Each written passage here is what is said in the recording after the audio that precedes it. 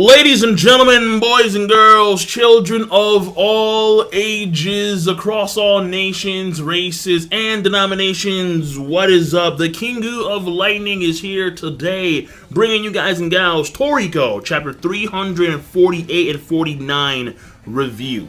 Now, first of all, I gotta say, this video was gonna come out yesterday. However, I did get some new equipment. I got the Logitech C920. I got the Yeti Snowball microphone, and I'm going to see how this works out for these videos. If the quality is better, let me know in the comment section. If it's worse, let me know in the comment section when it comes from an audio visual standpoint, because the Logitech did give me a problem with its audio, and I have switched to a separate audio device, the Yeti, which I think is actually pretty beast, but that's my personal opinion. Though I'm not trying to, force any product placement. I'm just saying it's pretty damn good. So, again, if there's any problems, let me know in the comment section, and I will work them out somehow, some way. So, that being said, alright, Toriko. Enough about me, Toriko. This video is going to be fairly long, because we have a lot of stuff to talk about. A lot. So, first of all, and we're going to go step by step, okay? Chapter 348. Here's the thing. There are two things in particular about that chapter that I'm not really a fan of. Number one is the beginning with Aimaru and the Gourmet Knights. Now, I respect the fact. I wholeheartedly respect the fact that they were able to persevere through that massive 10-year ordeal. Just pulling this material from this creature. Non-stop pulling for 10 years straight. With only 6 days worth of food. 6 days surface world time worth of food, because GG just pulled some filthy shit. I mean, this guy reached into his groin that he hadn't washed in like 3 days. He had this stinky hand. He just smacked someone across the face. Like that's what happened with GG. I'm like, bro, that shit was grimy as fuck, son. Absolutely grimy. And I respect the fact that they were able to actually persevere through that. And even though the Gourmet Knights, they are a group that normally do fast, 10 years worth of that stuff is grueling, and you can see on Aimaru's face the struggle was real. The problem I have is we didn't get to see a lot of that struggle. I mean, let's be real here. All we saw was Aimaru on Pandora, the giant fossil turtle, looking cool as shit, and we saw that face of him pulling that substance. And that was it. That's all we saw from their ordeal. And that, to me, I thought was a big missed opportunity. Because I'm like, we have these 7 beasts that have these weird time fluctuations, where time and the time surrounding and within the 7 beasts flows 600 times slower than that of the surface world. And it's not just that. It's the fact that they cannot be eaten by Whale King Moon, the top of the 8 kings. And not only that, but we only get to see, when it comes from a standpoint of the 7 the 7 beasts and the Gourmet Knights, we only see Aimaru and Pandora. We don't get to see Atlantis. We don't get to see Ocean. We don't get to see Corlin. We did see Corlin, but we didn't see who went into Corlin and who what they had to do in order to pull that material. Like, for example, Ocean. How do you pull? Ocean is like some giant jellyfish. How do you pull? It's a gelatinous thing. How does that work? Shouldn't it be easier because it's gelatinous? That's what I'm saying. That's what I'm saying, man. I want to get the details, especially for Atlantis. Especially for Atlantis. That motherfucker was cool as shit. And we got 0.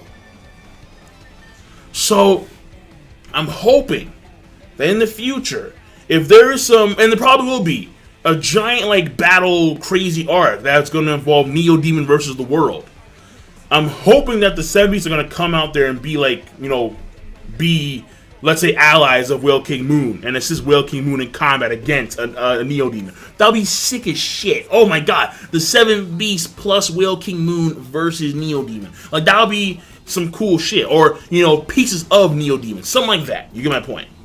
So that was a failed. That was a missed opportunity. That's number one. Number two was apparently Komatsu cooking every full course item, apparently including God as well, like the pseudo God, and I would assume that includes pseudo center as well. He cooked them all off screen, and the only panel we get is of him cooking. He says, "I can hear their voices," and we see basically Froze behind him. Like, that's what I think it is, Froze. So I'm sitting here like, wait, hold on, wait.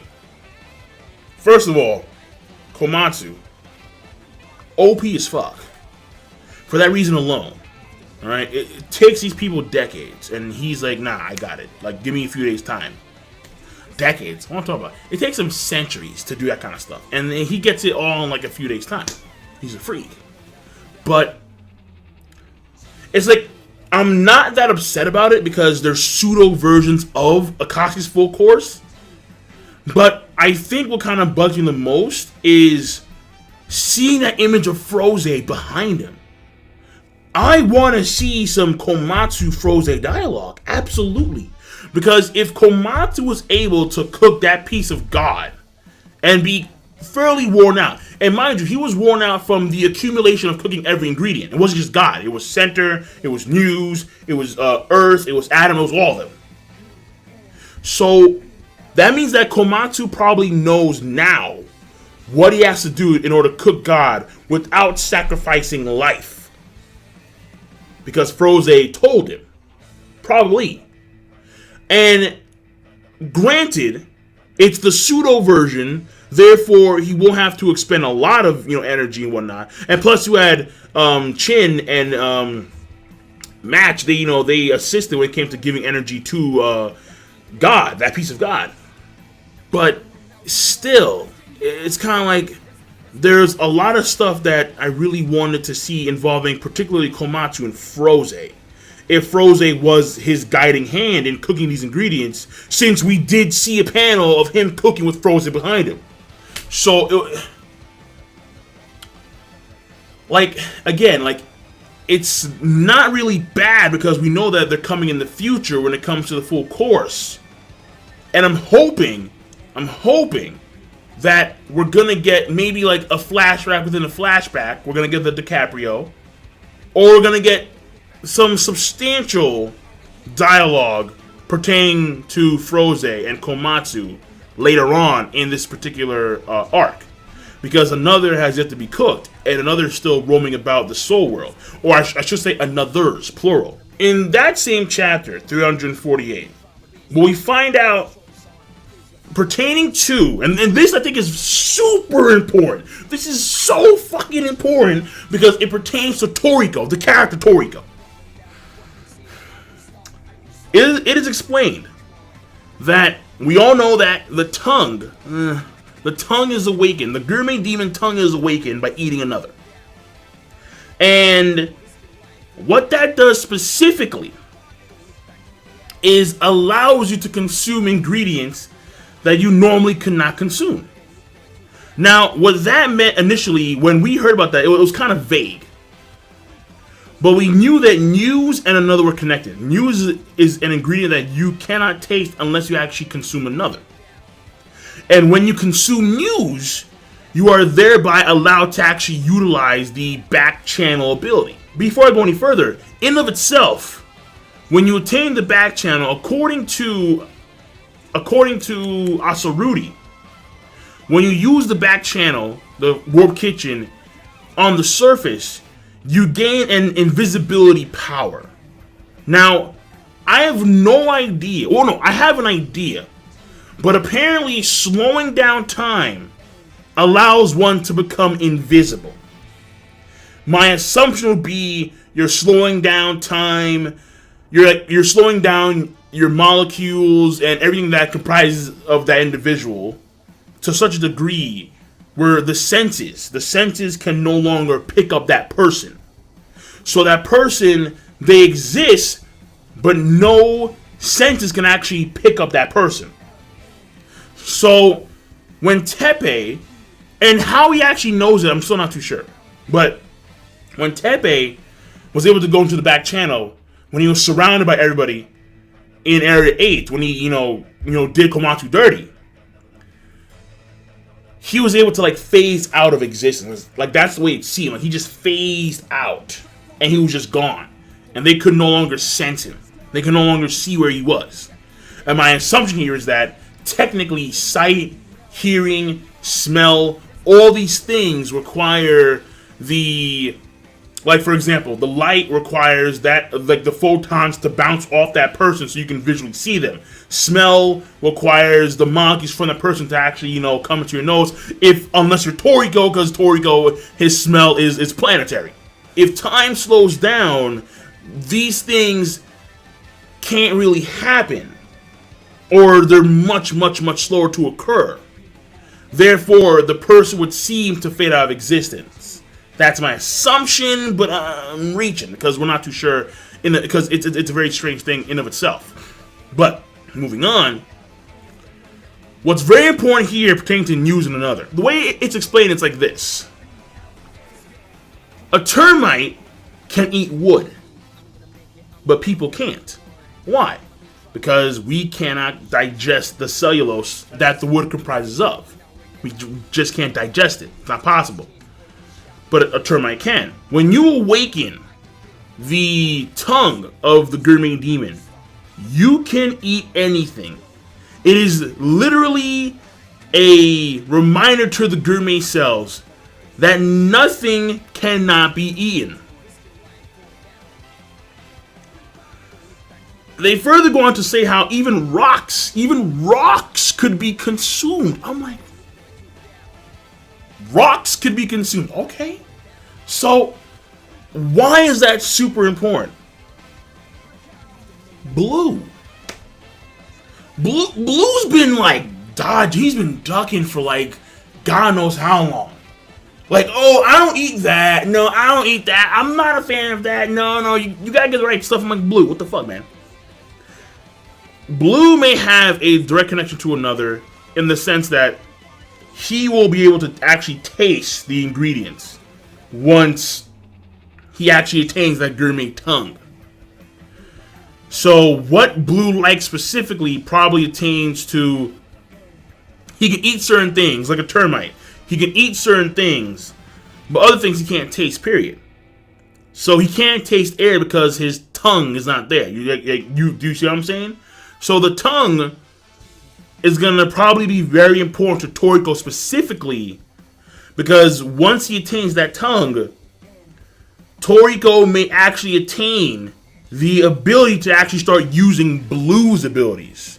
And this is where Toriko kind of freaks me out, because Toriko was able to sock Guinness in the face. He has large planetary sense of smell.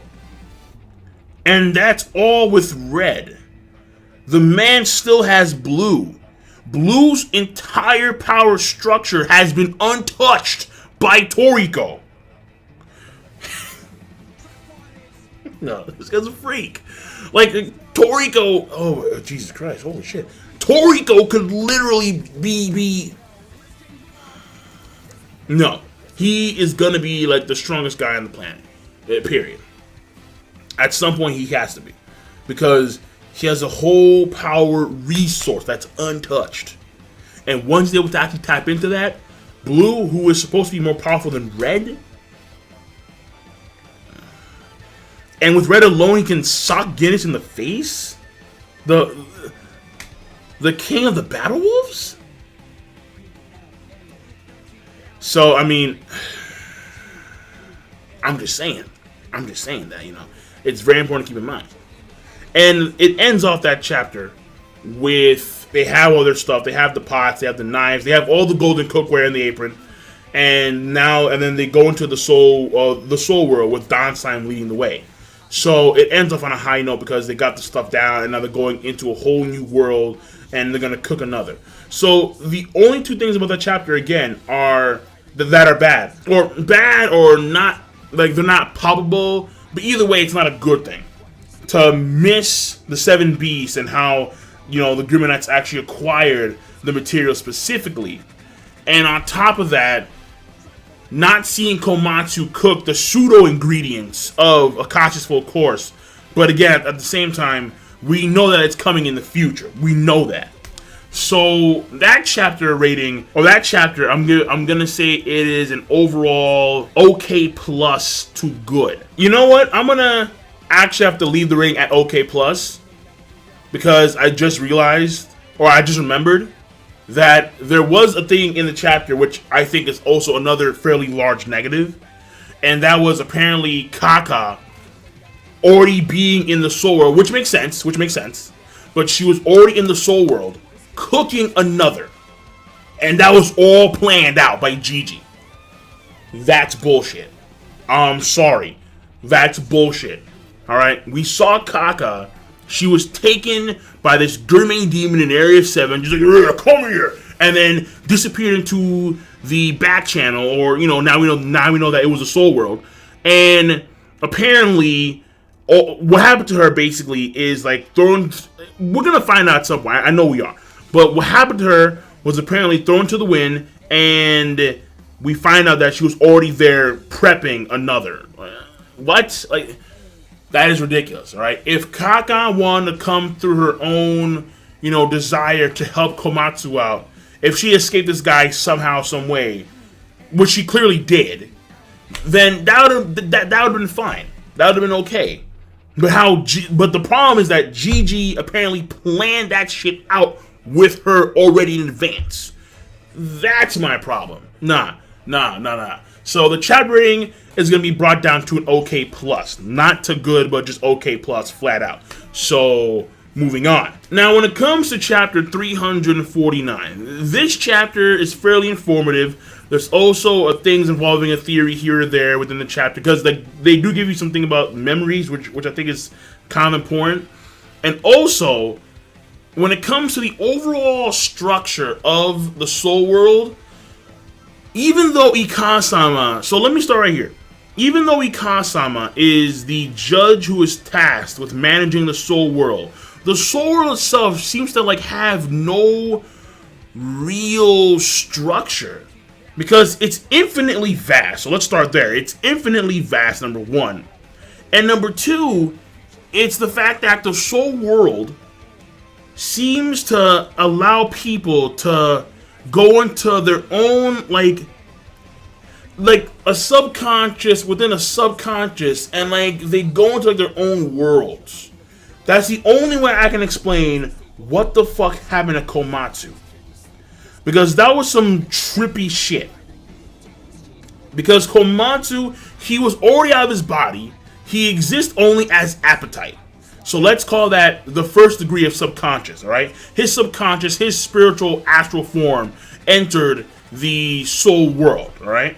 And then he was able to go further into his own subconscious, kind of, sort of, where he is able to, he's floating in space.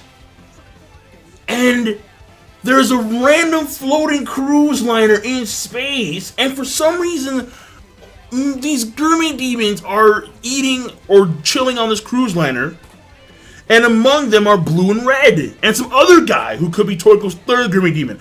If he has another Gurmane demon, where he hasn't even tapped into the powers of Blue yet, oh god, it's too much. But here's the thing, Kaka was there too. So can the Gurmane spirits also go into since she is a monster troll, it has to be the case where the Gurmane demons can not only exist within the regular soul world as an astral being, but also they can enter the subconscious of the astral being. The monster Kaka, the Nitro Kaka, she was there talking to Komatsu on the cruise liner, and Red is there too, which makes me wonder, so is the inner world of the Gurmane demon within people the soul world? Is that what it actually is? I'm not too sure. Because we saw Toriko's Gurmei demon with Blue eating on that same cruise liner when they were eating air. So is that cruise liner like their connection to the soul world? I think that what we saw on that cruise liner was every Gurmei demon. I think I should say all the prominent Gurmei demons, like the demons that belong to prominent Bushokuya, like for example, like the Gurmei demon of Coco, the Gurmei demon of Sunny, the Gurmei demon of Zebra. They're probably somewhere on that cruise ship as well. They're somewhere in that crowd. It's crazy, all right? Mitsutoshi just kind of freaked me out a little bit because I was like, wait, so there's clearly some type of direct connection with the Gurmei demons, the monster trolls, and the soul world that is relative, meaning that like it is a continuous thing. But at the same time, it could all be in Komatsu's head. But the way Red talked to Komatsu, it was as if like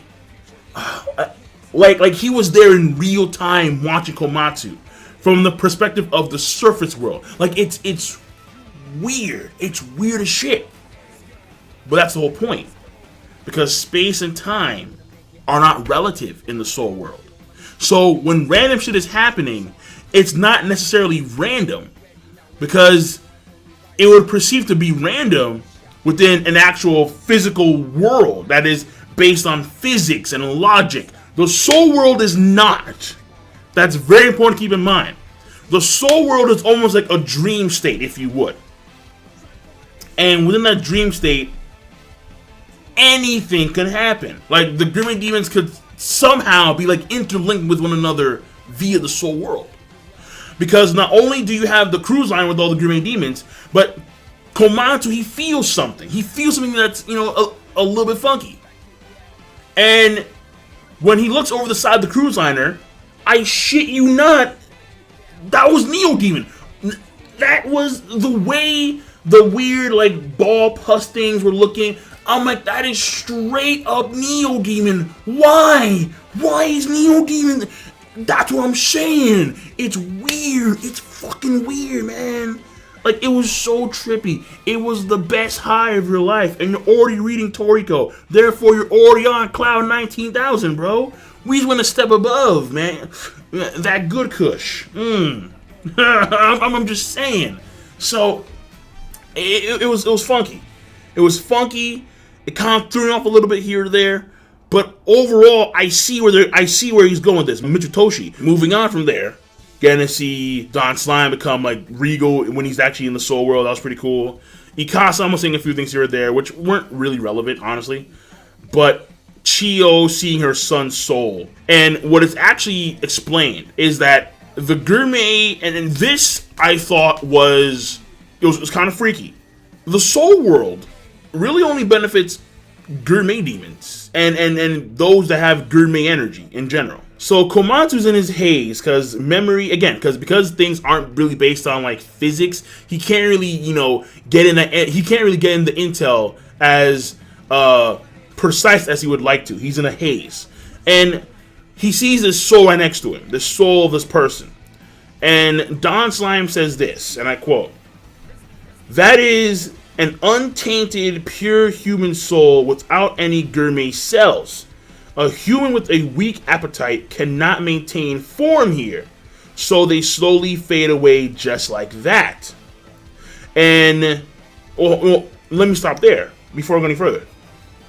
So that means that if you're a regular Joe and you die, and you go to the soul world, the end result of your existence is to fade from existence.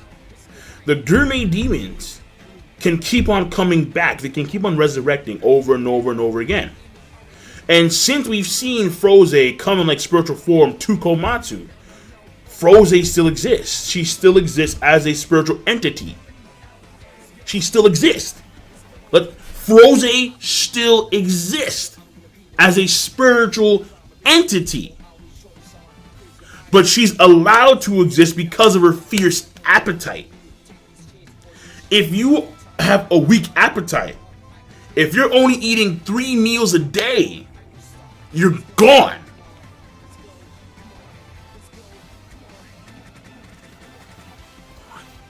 that's kind of fucked up. But we continue. And for the time they exist, they have no memories apart from those relating to food. Their family's faces, the voices of their lover, everything ends up forgotten. Even people they've known for centuries and even their own name. That goes the same for us gourmet cell demons. So that right there, and then, by the way, at the end of that, Komatsu recalls somehow in this haze, he recalls Chaco's mother, and how Chaco's mother was talking about how she was going to forget about her own son, and how she wanted to help him before she did. And the reason why was because probably she had been in the soul world for a period of time, because she died, and she cooked for the gourmet demons in the soul world. And what happened was, you know, she was renowned for her skills for a period of time, and they brought her back to life. But because she was already in the soul world for a period of time, and again, time is not time relative to specifically Blue Grill, which in itself is actually 60 times slower than that of the surface world. But time in the actual soul world itself is not relative. And therefore, it was probably way more time within the soul world comparative to the Blue Grill itself, let alone the actual surface world. Therefore, what seemed to be like a few days or so could have been centuries, could have been millennia. And she was losing the grasp on her memories of her son, specifically. And apparently the effects are still there, even though she was brought back to life. This kind of goes back to the same thing that involves the 10 shells, where they've been revived so many times that they tend to forget a lot of these things about, like, you know, their previous selves, like, you know, centuries, you know, ago. So she is starting to reach like that point, and it's still happening even though she's in a new body, which Komatsu may rectify, but we'll have to wait and see about that one. And what's fairly fascinating about the memory thing is specifically red and blue, again, to where red refers to blue as blue, and blue refers to red as red, not a specific name, as far as I recall. Like, I'm pretty sure red referred to blue as blue. He didn't call blue a specific name. So when Don Slime talks about how the memories fade away, and the same thing goes for a gourmet cell demon, who's to say that Don Slime's name is actually Don Slime? Maybe it was something else before, like way back when, like millions of years ago. The only gourmet demon I can see actually like recalling everything of its own memory is Neo. That's the only gourmet demon, which may be the case that Neo is the first gourmet demon. So it's very fascinating. And also we get to see Whale King Moon's white hole, which, I mean, it's just more confirmation that he is in fact an instant kill. That's what he is. So pretty fascinating with the Whale King Moon. You know, just show you how OP he is. We're gonna fuck with Whale King Moon. Well, we're gonna go into an infinite world where nothing but your soul remains. Nothing but your appetite remains. It's crazy. It's like nuts. Absolutely nuts. So, I mean, that's really it. So, this chapter, it was simple, straightforward. And now Komatsu, he's, you know, after talking to Red, he got his mojo back, basically. And now he's going to cook all these ingredients for the gourmet demons. And the goal here is to continue to cook for the gourmet demons until they can actually reach another. Like the another, I think. And that's really it. So, overall, this chapter, I'm going to give a rating of a good plus. That's going to be a 7.5. And I'm done. So, King of Lightning, be sure to, of course, rate the video, comment, and subscribe. And I will see you guys and gals later. Have a nice goddamn day. A long video. But some things had to be discussed. That's just the way it is. So have a nice one.